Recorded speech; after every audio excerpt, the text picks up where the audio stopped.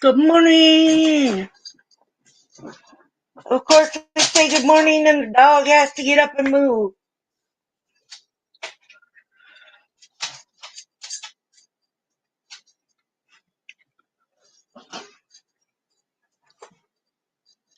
Good morning, or good afternoon, I should say. Sorry, guys. I thought it's an exciting day for me. So, good morning, or good afternoon, Riza. Good afternoon, Ava. Good afternoon, Ava. Meditation and relaxation. Um, good, good afternoon, Lily. Good afternoon, Shannon. Hope you all are having a great day so far. Hello over here on Facebook. Today is, yes, a very exciting day, but we need to get the meeting started first. He's going to be making noise. I'm sorry if you can hear him. God, grant me the serenity to accept the things I cannot change, the courage to change the things I can, and the wisdom to know the difference.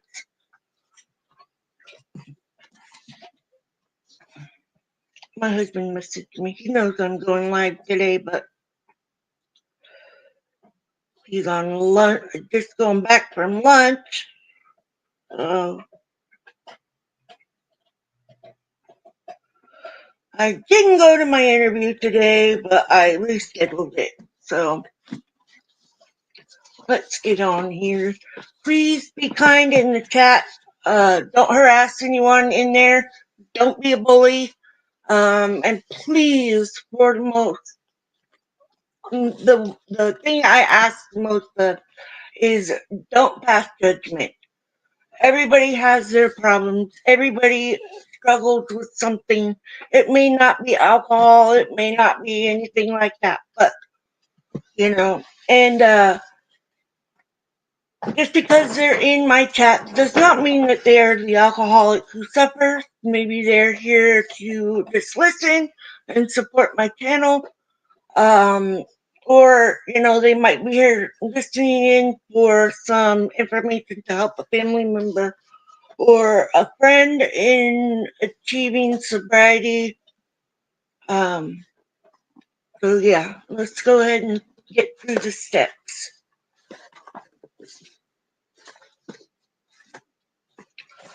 I'm excited, so excited that I can't work my book right. Okay.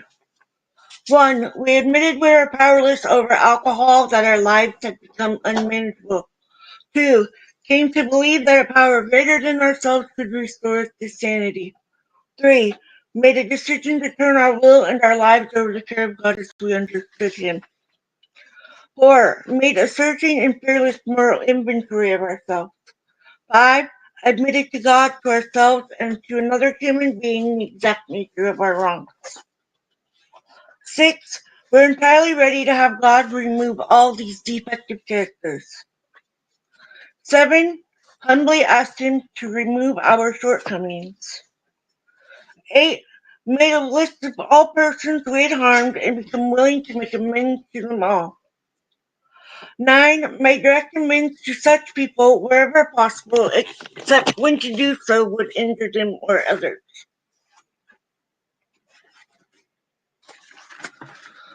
10. Continue to take personal inventory and when wrong, promptly admit it.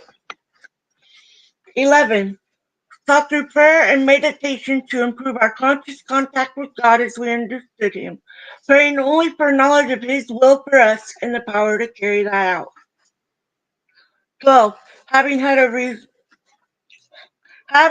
a spiritual awakening as a result of these steps, we tried to carry this message to alcoholics and to practice these principles in all our affairs. Sorry, I'm tongue-tied this afternoon. I just got exciting news from my son. He had an interview, so I'm really, really happy right now.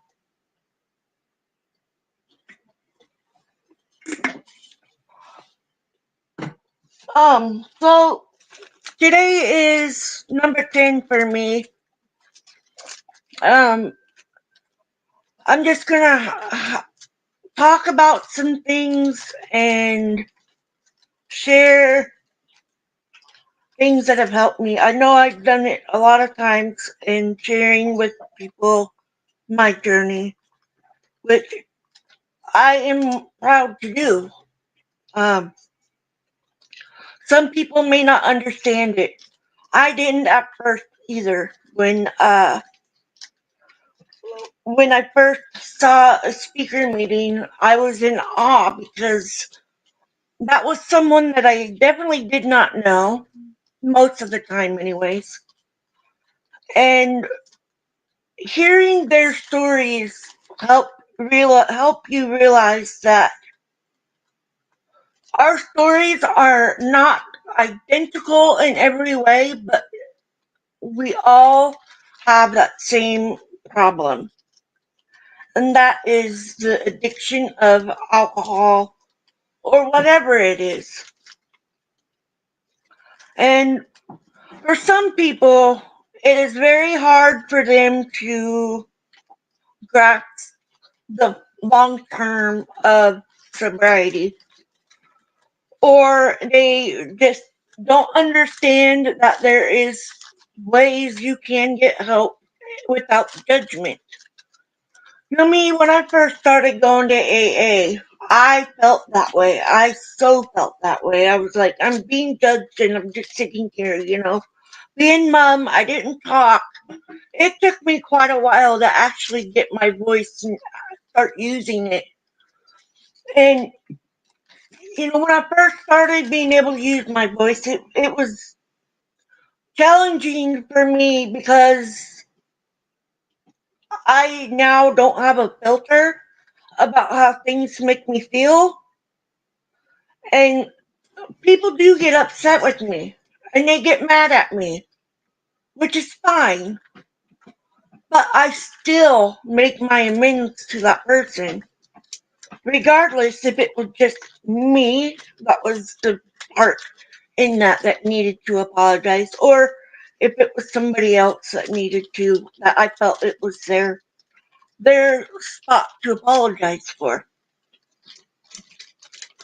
And I've had sponsees that have asked, well, I'm worried about being face to face with this person. How would I go about making my amends? And I have always simply said, if you don't feel comfortable being face to face with that person, write them a letter, send them a card. Just apologize for your part. You don't have to apologize for somebody else's part in an argument.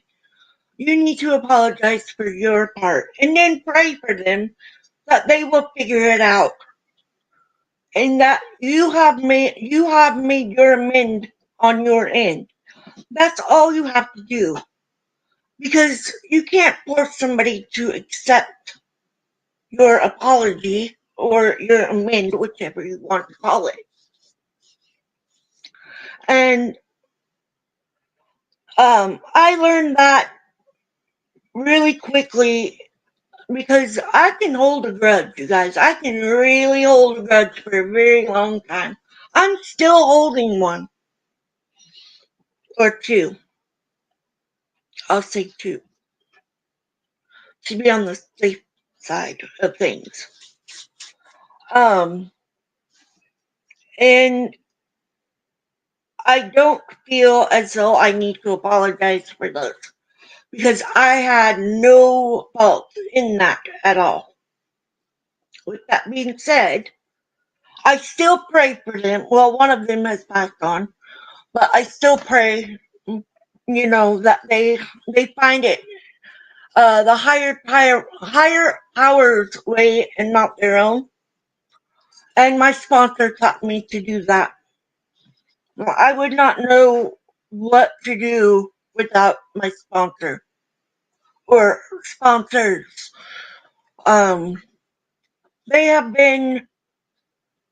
Well, Judy was always there. I all I had to do was message her, and she knew if I was upset, sad, or doing great. And she helped me. I'd message her and we'd talk. I really missed her, and I was hoping to see her before she passed, but unfortunately, she passed last year, I believe. And so it's part of life. And I still have a sponsor. I still talk to her. I don't talk to her very often, but she does come to my meetings. So she knows what's going on. And so if you can't tell by what the title is, I'm 10 today. 10.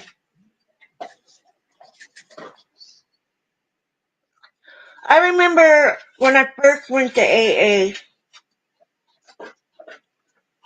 I was scared. I had one friend who asked me to meet there or suggested it.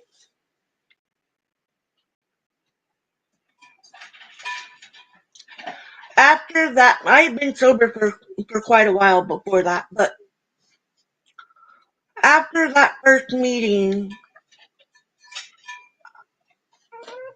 I was like, so I am not the only one. My sister and I are not the only ones, that need the help. And my sister hadn't started going yet. But the day after, I started making phone calls because I got a list of phone numbers that I could call. And the third person that answered their phone is my sponsor. My sponsor today. Um, she has been, hey, hey, she's been very helpful to me. Will you shush? Alright, guys. As along with all of you guys being here and supporting me and helping me through my sobriety journey, and I help you guys through yours, and it just proves that it does work. There's old timers that I was in AA with that have been 35 years into their sobriety, and it's great to know that others make it that far. And that's my hope, is that I make it that far. But I can't say I'm going to. I remember when I got my 6-month coin, I was like, okay, great. Then I would say, I hope I can make it to my 1 year. Then I said, I hope I can make it to my 18 months. After that, I had multiple years. I didn't think I'd make it to double digits.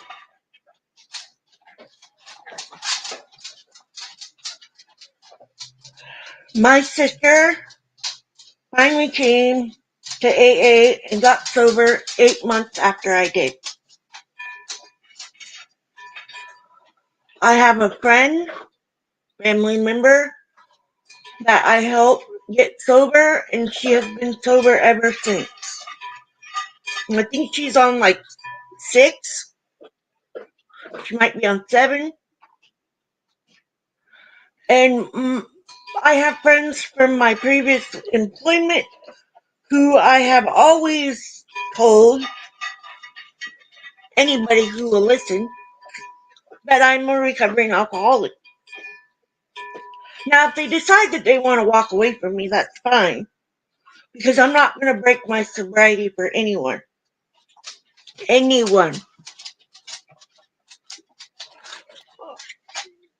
And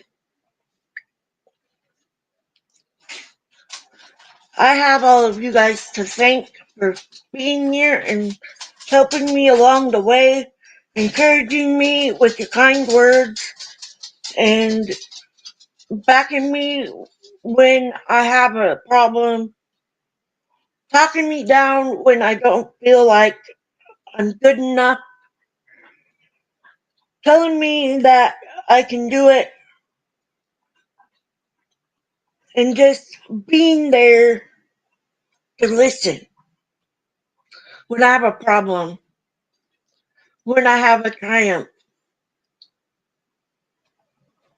when I feel down.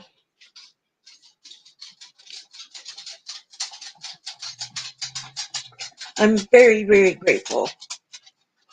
Very grateful for all of you being here. I hope you guys all know that. Even my YouTube, all my friends here on YouTube, I'm grateful for every single one of you guys being there. I'm grateful for everybody that's on my friends list on Facebook and follows my sobriety journey. I have no problem sharing that part of my life. And so this morning, or I took the dog. I can't say the word because he's right here, obviously. My sister handed me something.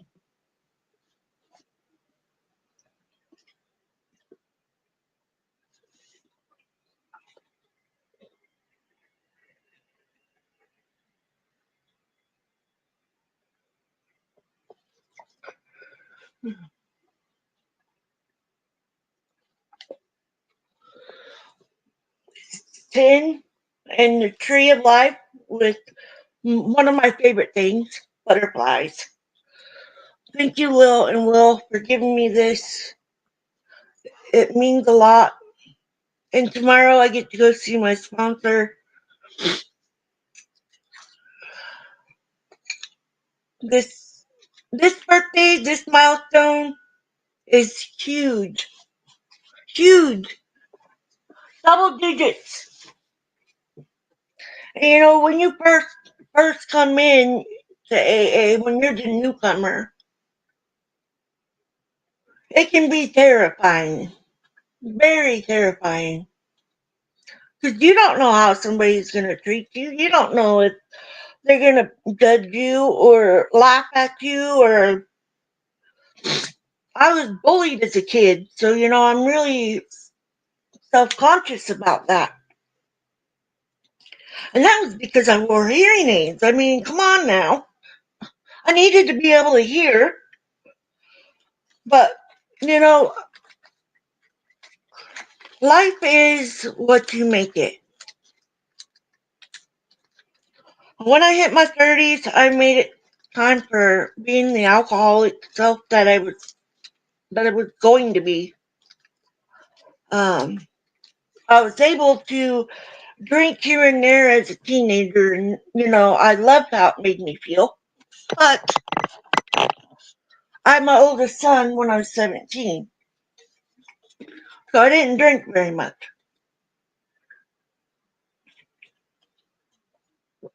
I don't think I drank again until I think I hit my 21st birthday.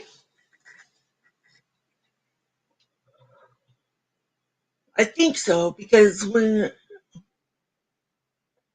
I got married at 21. Anyways, so I drank as a teenager. I'm not proud of it.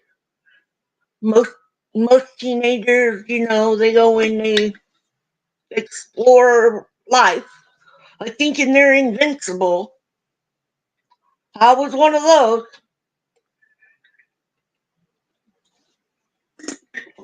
Man, what was I thinking?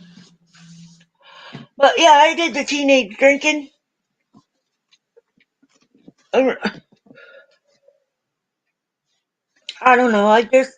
I'm just glad that I got here and that I'm still here and that I am celebrating 10 years. And I know not to get ahead of myself because I don't want to go back out there and be that person I once was. That person scares me. And just talking reality, that person was not a pleasant person. Was not nice. Was not. I mean, I fought my husband and my youngest son in the uh, little quiet room at the hospital when I cut my eyeball open. Got Code Red called on me twice, 2 or 3 times, because they kept trying to leave the hospital with my eyeball bleeding. Um, I'm not proud of those times. I don't want to go back to that. And it wouldn't take me long if I did have a drink. It wouldn't take me long to go back to that. And I know that. Man, I know that. Because there's so many of us that come and get sober and then we go back out. I know how that is. I did that before I even found AA, so I can vouch that it's not a joke when they're telling you you're not going to just go have one drink. An alcoholic can't do that.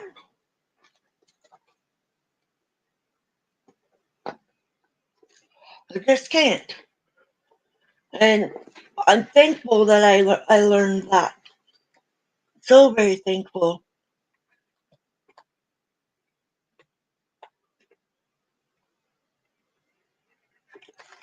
So this is one thing that stands out to me in the big book. I highlight a lot in my books. So the first one that I highlighted was in the story of he sold himself short. But he found there was no higher power that had more faith in him than he had in himself. This AA was born in Chicago.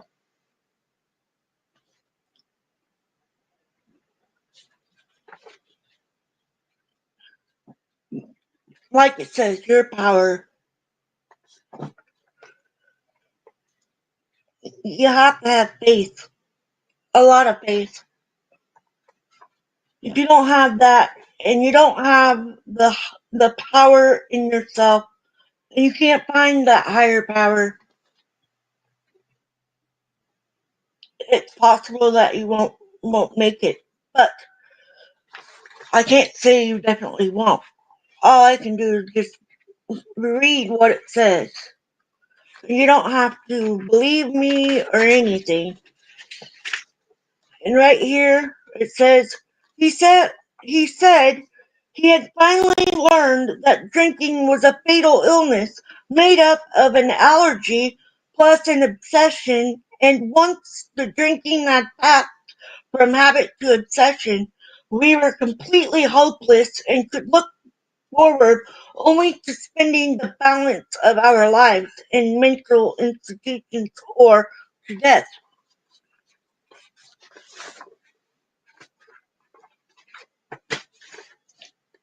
My birth father passed away and he was still an alcoholic and he was still drinking. He never quit. Never.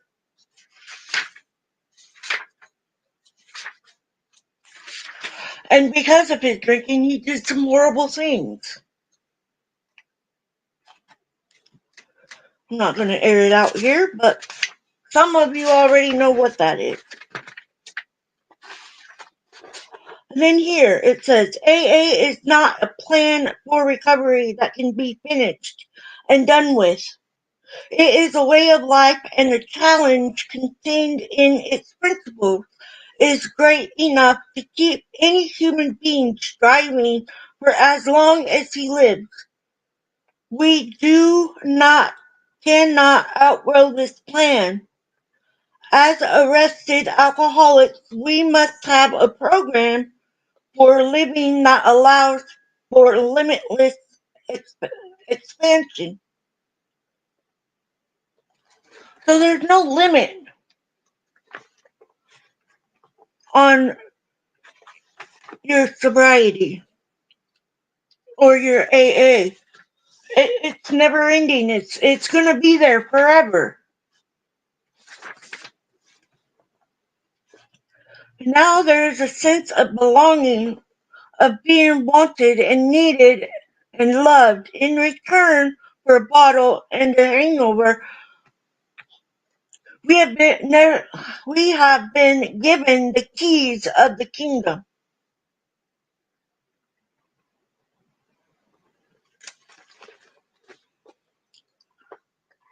We belong somewhere.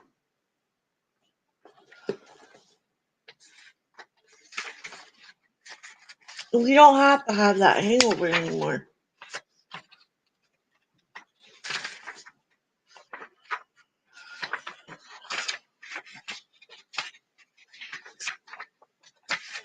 These always stand out to me every time I'm looking through my book. Says, I never thought I could be useful to anyone except my husband and my children and perhaps a few friends. But AA has shown me that I can help other alcoholics. I'm helping other alcoholics right here, today, just as they helped me and they help me today and every day. I'm not trying now each day to make up, or sorry, I read that wrong. I am trying now each day to make up for all those selfish, thoughtless, foolish things I did in my drinking days. I hope that I never forget to be grateful.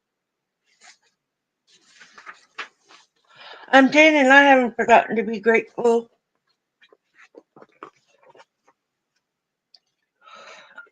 And I hope I never do. I should have realized that alcohol was getting hold of me when I started to become secretive in my drinking. I began to have supplies on hand for the people who might come in, and of course a half empty bottle wasn't worth keeping, so I finished it up and naturally had to get more in right away for the people who might come in unexpectedly.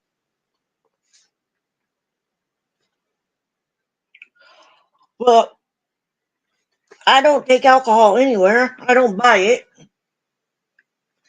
I don't want nothing to do with it. But I can be around it. It doesn't bother me when somebody else is drinking. Unless if they get obnoxious. Then, or get mean.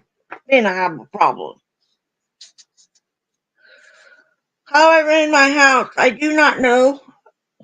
I went on realizing what I was becoming, hating myself for it, bitter, blaming life, blaming everything but the fact that I should turn about and do something about my drinking. I was like that.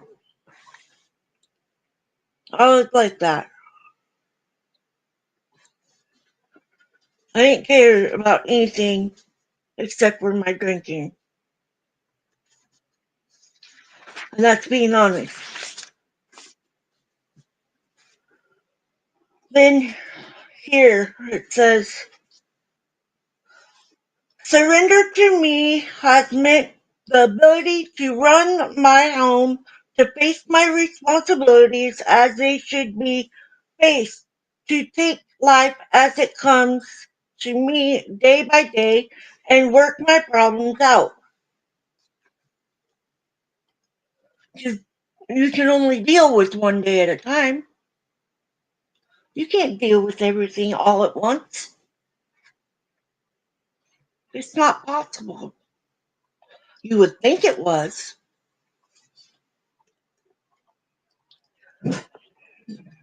Life for me is lived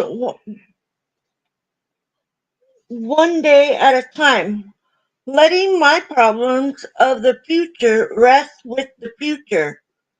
When the time comes to solve them, God will give me strength for that day. tip. I'm not going to go through the whole book because I have a lot of them.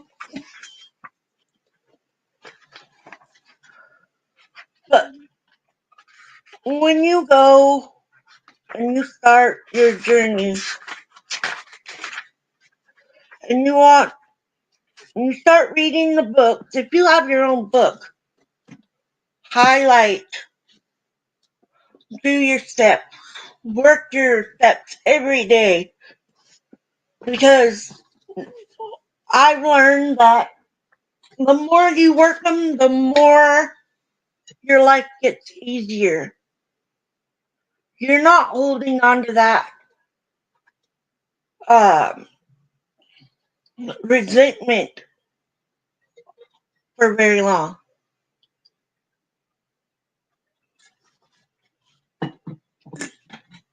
And I'm just so happy that I decided to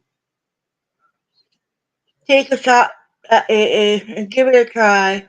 And I'm able to be here and say, yeah, it works. So I'm just glad to be sober, glad to be here. Don't forget to show your 10-year coin. I did show it.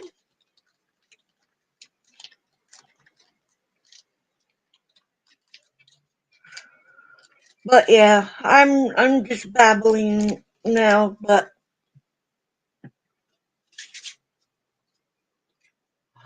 so I'm not gonna get ahead of myself, and I'm just gonna live it day by day, and um even when I have those bad days, staying sober is worth it. For sure, it's worth it because it would be 10 times worse.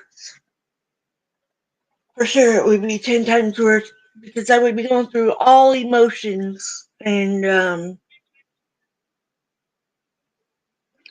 I don't even know that I would be here today if I had kept drinking. Because things happen in life and you never know, and I'm just glad that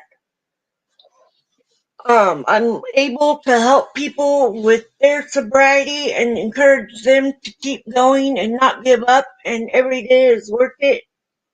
No matter how hard it gets, don't give up. Um, please don't give up.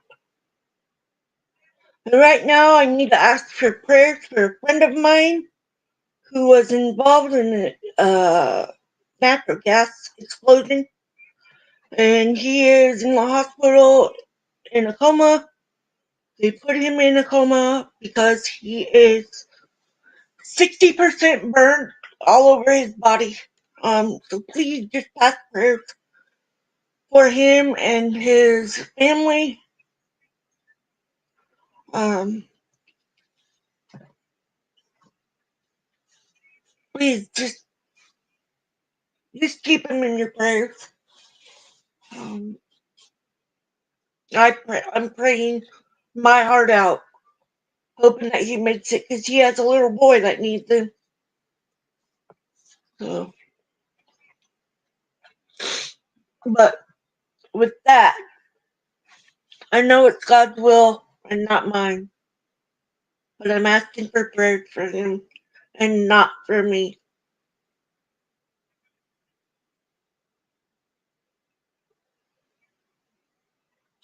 Anyways, I'm going to go ahead and say the serenity prayer after I read the daily reflection and let you guys go about your day.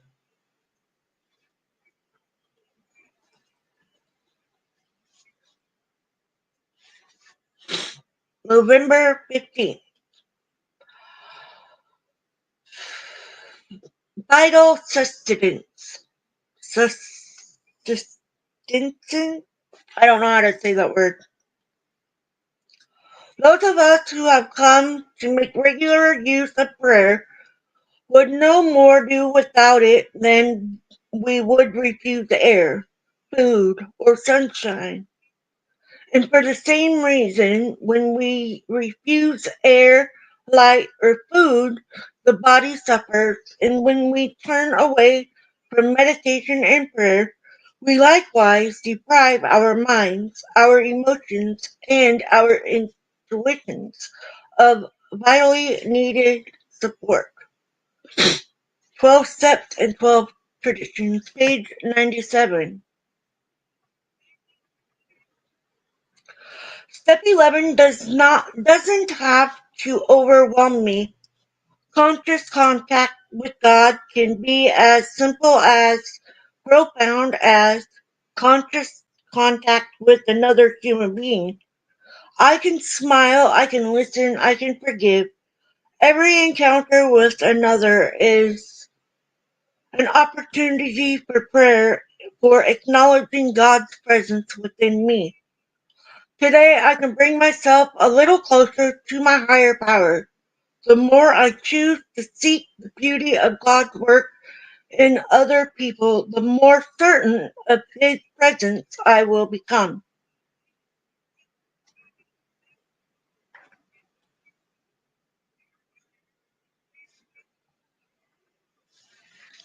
Thank you guys for spending my birthday with me. I really appreciate it. Um, I'm looking forward to the next year. Um, so with that, I love you guys. God, grant me the serenity to accept the things I cannot change, the courage to change the things I can, and the wisdom to know the difference. Keep coming back. It works if you work it. Love you guys. Be safe out there. Be kind. And don't forget, you're worth it.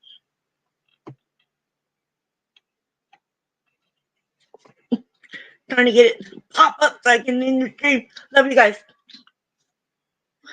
Thank you. Love you too.